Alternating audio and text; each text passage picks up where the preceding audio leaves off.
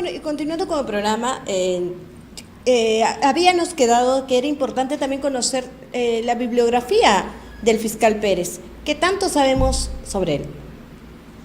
Sobre quién es, sobre qué estudios tiene y de dónde es. Estamos hablando de nada más y nada menos de José Domingo Pérez.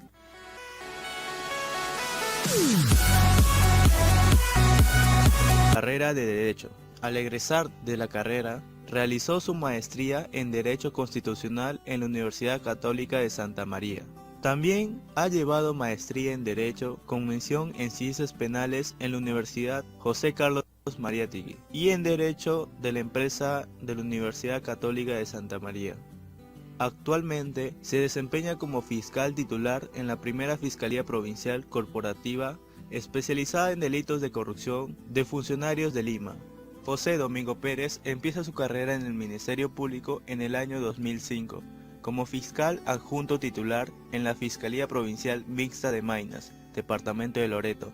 Posteriormente presentó al Ministerio Público en los departamentos de La Libertad, Moquegua y Lima. En Moquegua, como fiscal provincial penal corporativo de la provincia Mariscal Nieto, estuvo a cargo de las investigaciones por el Moqueguazo cuando en el año 2008 casi 60 policías fueron retenidos por los manifestantes. Producto de esta investigación, solicitó 35 años de cárcel para la ex gobernadora regional Cristalina Constantinides. En Lima, como fiscal anticorrupción titular, ha sido responsable de las investigaciones sobre el empresario dominicano Fortunado Canaán y el ex ministro aprista Rómulo León Alegría por el caso de Pretoaudios, para quienes pidió 5 años y 4 meses de prisión. A cargo de la Fiscalía Anticorrupción, inició las investigaciones sobre el contrato para la construcción de la autopista Línea Amarilla y sobre el caso Chinchero, por la adenda suscrita ante el gobierno y el consorcio Cunturhuasi sobre el contrato de construcción del aeropuerto de Chinchero. Como parte del equipo especial del Ministerio Público, el fiscal ha desarrollado investigaciones sobre el lavado de activos en Fuerza Popular, investigando a Keiko Fujimori, pero también sobre los expresidentes Pedro Pablo Kuczynski, Alan García, Alejandro Toledo, por el llamado caso Odebrecht y el fiscalizamiento ilícito de sus campañas electorales. En una ciudad insegura como Lima, que tiene que usar camiones de caudales. Bueno, pero si es una práctica de los integrantes de su partido.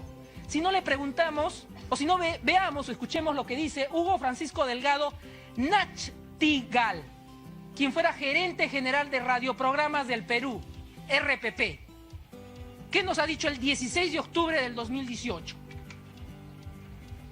Nos cuenta: el 16 de mayo del 2011, recibo una llamada telefónica a mi celular 999666311 de José Quimper Ackerman. Como se mencionó, este actualmente es el fiscal titular en la primera Fiscalía Provincial Corporativa especializada en delitos de corrupción de funcionarios de Lima, destacados del 31 de julio al 31 de diciembre de 2018, a la segunda Fiscalía Subprovincial Corporativa fiscalizada en el lavado de activos y pérdida de dominios en el Ministerio Público del Perú. Dirige las investigaciones sobre los expresidentes peruanos Alejandro Toledo, Alan García, Pedro Pablo Kuczynski y sobre todo la ex candidata presidencial Keiko Fujimori. Y muy bien chicos, espero que les haya gustado este pequeño video, algo corto pero muy informativo. Y como en una oportunidad, cuando recién lo designaron al presidente de la República, al señor Vizcarra, le dije: señor Vizcarra, póngase bien los pantalones, y se lo vuelvo a decir, porque es importante hacerle recordar a usted que lo que es prioridad en el Perú, la prioridad número 1 es acabar contra esta corrupción. Vamos a ver este video. Gracias por estar con nosotros, bienvenido a La Mañana. Buenos días, un gusto. Señor Rota, para aclarar un poco lo que ayer pues generaba cierta suspicacia, de acuerdo a los reportes que se daban. El presidente Vizcarra decide no quedarse en Brasil a la posesión de Jair Bolsonaro, sino retornar inmediatamente a Perú por una decisión que había tomado el Ministerio Público. ¿Qué tiene que ver el representante del Poder Ejecutivo, yéndose brevemente, o era tan importante y justificada la presencia del presidente en Perú? A ver, lo que pasa es que en el contexto en el que nosotros nos estamos moviendo en nuestro país, la lucha anticorrupción tiene una prioridad muy alta. Está generando muchísimas sensibilidades, está remeciendo los cimientos de nuestro sistema político, y el presidente Vizcarra, que como ustedes saben, entró a reemplazar al presidente Kuczynski en marzo de 2018, pues era el vicepresidente, ha asumido la agenda de impulsar la lucha anticorrupción. Ahora, un aspecto central dentro de esta agenda son las investigaciones por el caso Lavallato. Me imagino que ya es bastante conocido que todos nuestros expresidentes desde el año 2001 están siendo investigados dentro del esquema de corrupción de Lavallato, y no solo ellos, sino también la líder de la oposición, Keiko Fujimori, quien tiene la mayoría parlamentaria actualmente, está en estos momentos detenida bajo el esquema de detención preliminar por las evidencias de que habría estado interfiriendo con el proceso de investigación precisamente. Entonces, si bien la Fiscalía es un órgano autónomo, constitucionalmente autónomo, las acciones que el fiscal de la Nación, Pedro Chávarri, quien está en este cargo desde julio de este año, del 2018, habían estado crecientemente amenazando los avances de las investigaciones. Mientras más se iban conociendo las evidencias de la participación de los distintos actores políticos, Chávarri estaba utilizando su poder como fiscal de la Nación para ir minando las actividades del equipo especial que era dirigido por el fiscal Rafael Vela. Por ejemplo, sí. ¿Qué tan justificada, señor Dígame. Roca, ha sido la separación, en este caso, de dos personas que han sido parte de esta investigación? Dicen que tenían un desarrollo protagónico en el caso Lavallato en cuanto al tema de corrupción de Odebrecht, que como usted dice, pues puso en tela de duda a varios expresidentes, no solo en Perú, en el mundo entero. Un vicepresidente incluso en Ecuador está preso por primera vez por el caso de Odebrecht. ¿Qué tan justificada es la separación del caso de estos dos fiscales que ahora están alegando otro tipo de cosas en contra del fiscal general? O sea, están diciendo que pertenecen a una asociación delictiva, hasta lo señalan de crimen organizado, y que el día de hoy van a refutar esto, calificando. Bueno, yo creo que eso fue un inicio para recordar que el presidente de la República, en ese entonces, cuando separaron al fiscal, ¿no? Y al fiscal Vela también, ¿no? Él decidió de inmediatamente venirse desde Brasil, ¿no? A Perú inmediatamente. Y eso quiere decir que se le está dando la importancia al tema de anticorrupción. Pero también no solamente es ese hecho, sino que lo debemos tomar como un contexto ya establecido este tema. Y tenemos que hablar en las instituciones educativas, ¿no? El ministro de Educación debe promocionar lo que es la ética, lo que es la moral, ¿no? Temas que a veces no se trabajan en las instituciones educativas. Ante los ojos de muchos jóvenes de hoy, han quedado mucho más los recuerdos sobre el Perú. Frente a todo lo que hemos visto, la corrupción la hemos visto en nuestros ojos. Y si nosotros como adultos la hemos visto, imagínense a los niños que están expuestos a la televisión y constantemente lo miran. Entonces ahí hay un tema muy importante, señor presidente de la República, que tienen que trabajar con el ministro de Educación sobre todo, ¿no? Debe haber un tema anticorrupción en todas las instituciones educativas para transmitir lo que es cómo ser, más allá de todo, ser un buen ciudadano ante nuestra sociedad, sobre todo la identidad, querer a nuestra patria querida que nos viene a ser. Vamos con el siguiente video. ¿Cómo está, Eduardo? Gracias por estar con nosotros. Mañana se presenta entonces la plataforma anticorrupción que tiene ya su sitio web, ¿no? plataformaanticorrupción.com. ¿De qué se trata? .pe. .pe. Muchas gracias, Enrique. Gracias por la posibilidad de estar aquí en tu programa. Efectivamente, hemos desarrollado una plataforma web básicamente con la intención de poder allí ubicar toda la información que se viene produciendo en materia anticorrupción, de lucha contra la corrupción, pero también de aquellas tareas que están pendientes.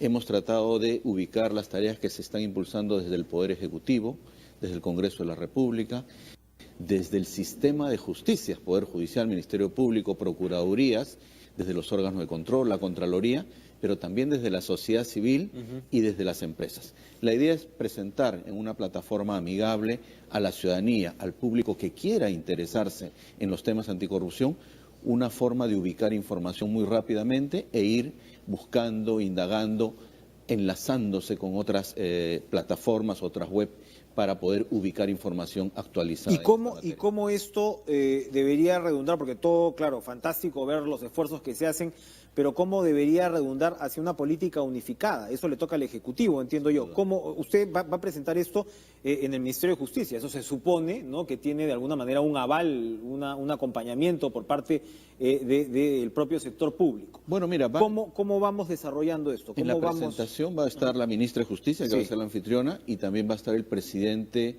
del Poder Judicial, el doctor Duberry Rodríguez, que además, como sabes, es el presidente de la Comisión de Alto Nivel Anticorrupción.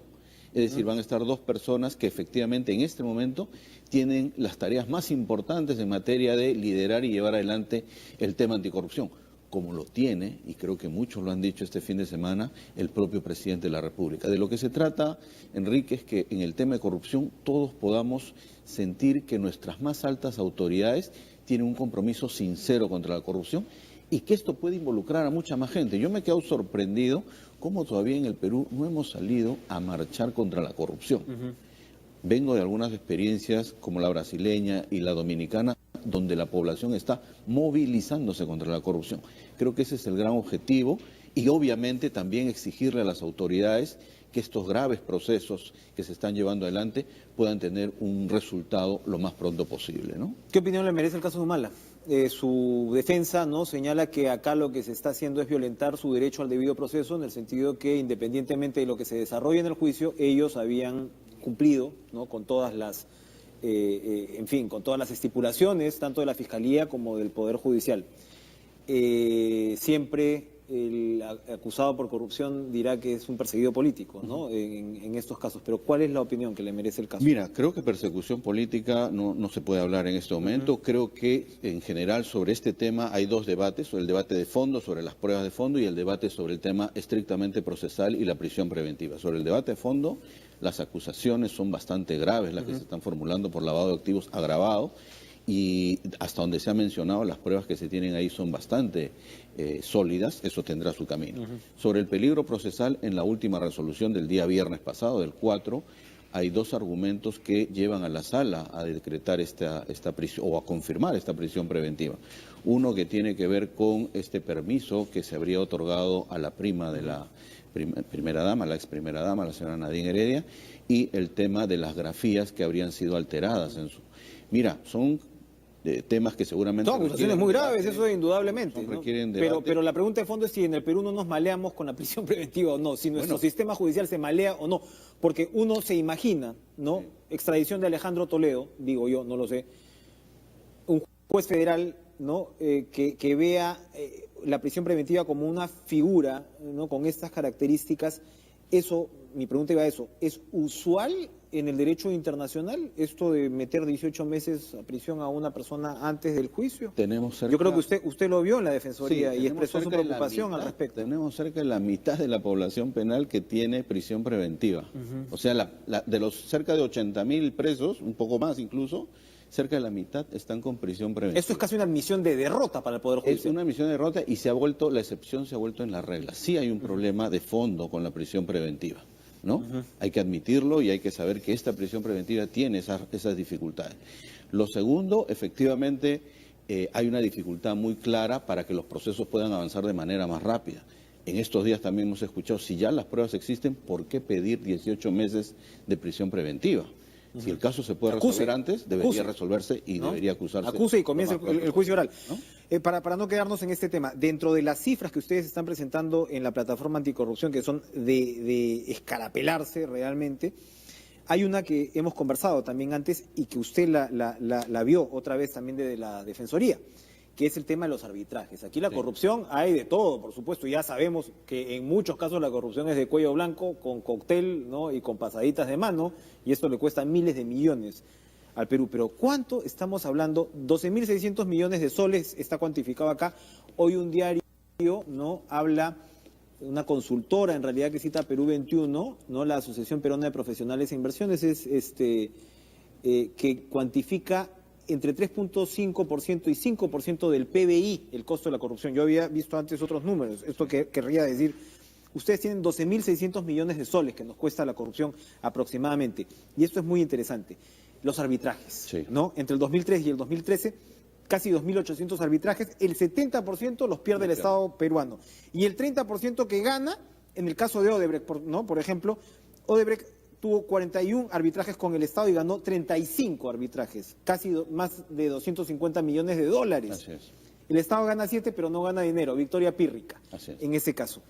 ¿Cómo linkamos el diente a un tema como este? Porque, bueno, mucho se ha, ¿no?, santificado el tema de los arbitrajes, no los toquen, no es una solución expeditiva y rápida para las empresas ante la lentitud del Poder Judicial, pero acá vemos que hay algo que no anda bien, ¿ah? Enrique, ahí hay un problema serio y en la Comisión Presidencial de Integridad propusimos modificar el sistema de arbitrajes, propusimos así, el arbitraje conocido como arbitraje ad hoc, porque allí para nosotros estaba la madre del cordero. Hubo un proyecto de ley, uno de los decretos legislativos abordaba este tema, pero en el Congreso se estaba observando. Conclusión. ¿Este no es el Tribunal de la Cámara de Comercio o sí?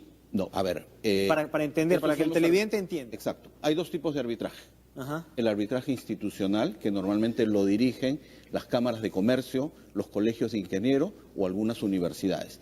Y por otro lado tenemos los arbitrajes ad hoc, que son arbitrajes más bien donde no hay ningún respaldo institucional a este tipo de arbitrajes y que la verdad no hay ningún control. Donde el Estado se allana y más o menos contratas un árbitro. Así es. Cada uno contrata un árbitro y a veces tú no sabes qué tipo de árbitros son estas personas. Bueno, en ese tipo de arbitrajes, Enrique, el Estado ha perdido el 70% de los arbitrajes.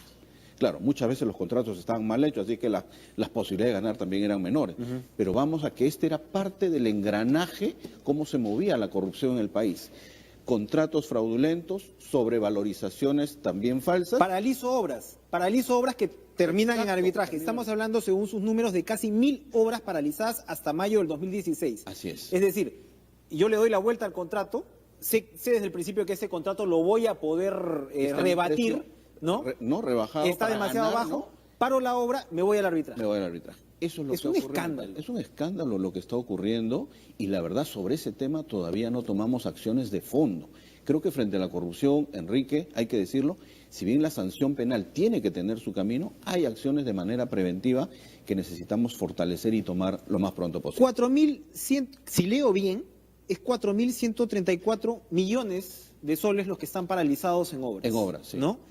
Esto es 75% de obras ejecutadas por entidades del gobierno local, 14% ejecutadas por gobiernos regionales y 11% ejecutadas por el gobierno nacional. Es decir, en términos de descentralización también, a este respecto, estamos hasta las patas.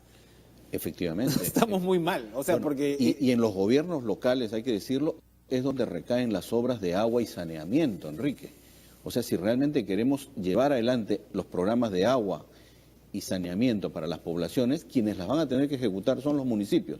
Y si tenemos ese nivel de corrupción en los municipios, el problema es bastante grave, ¿no? Bueno, mañana entonces se presenta, ¿no?, esta plataforma anticorrupción. Tenemos en Procuraduría casi 40.000 denuncias por corrupción. La Fiscalía tiene 13.500 investigaciones por corrupción.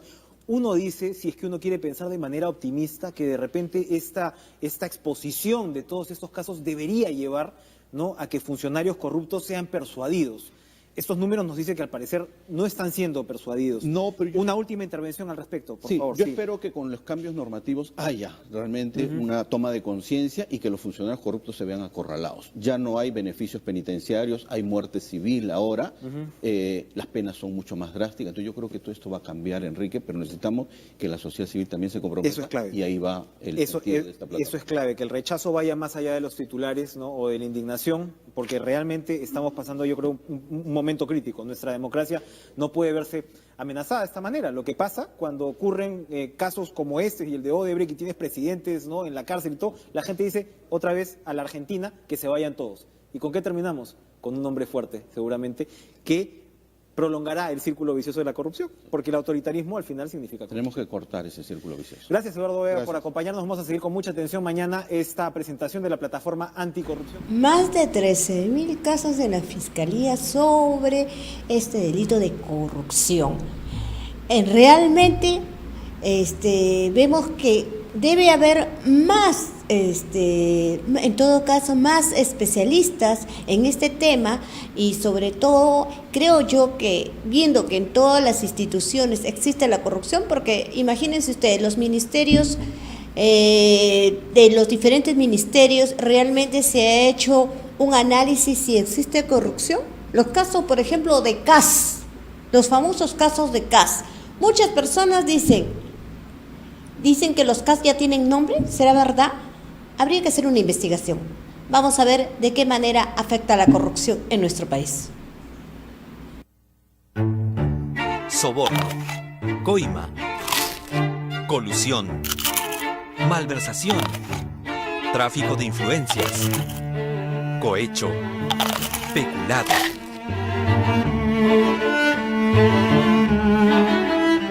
La corrupción es uno de los principales obstáculos para reducir la pobreza y la desigualdad en el Perú. El Perú está entre los 10 países que más ha crecido económicamente en el mundo. Ocupa un sobresaliente 8º lugar. Las condiciones están dadas para sacar a más peruanos de la pobreza en menos tiempo. Pero esto sigue siendo un reto. ¿Por qué? La corrupción, grande o pequeña, es mucho más que unos billetes cobrados clandestinamente. El verdadero precio se paga después. Nos vemos la próxima semana aquí en La Ley León. Y por favor, juégale limpio al Perú, no le juegues sucio al Perú. No más corrupción.